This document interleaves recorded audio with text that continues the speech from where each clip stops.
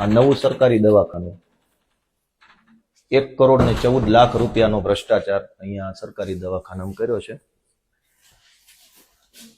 આ જૂની પેટી કાંઠ ખાઈ ગયેલી કમ્પ્લેટ. નવા દવાખાનામાં જૂની પેટી, આ કાંઠ ખાઈ ગયું છે બધું કમ્પ્લેટ. આ જૂનું બધું ધૂળ ચડી ગઈ.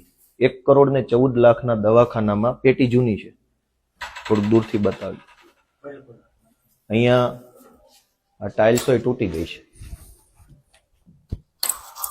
આ ટાઇલ્સ તૂટી ગઈ, ટાઇલ્સ તૂટી ગઈ, એ બધું તૂટી ગયું.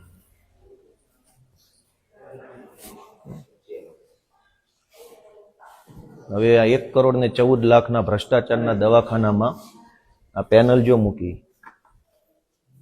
આ બધું સડેલું જૂની, ભલે ભલે ભલે ભલે ભલે કોઈ ટેન્શન નહીં.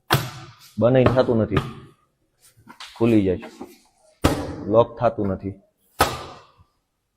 1,14,00,000 આ જે બધા સ્ટન્ટ બાજુના નામ લખ્યા છે એ ખાઈ ગયા છે. વિસાવદર તાલુકાના બરડિયા ગામમાં આ પેલો ફ્રીજનો રૂમ છે. હવે અહીંયા આ દરવાજો જુઓ, આ ખુલી જાય છે, આ બંધ દરવાજો ખુલી ગયો. આટલી હલકી કક્ષાના દરવાજા માર્યા છે આમાં.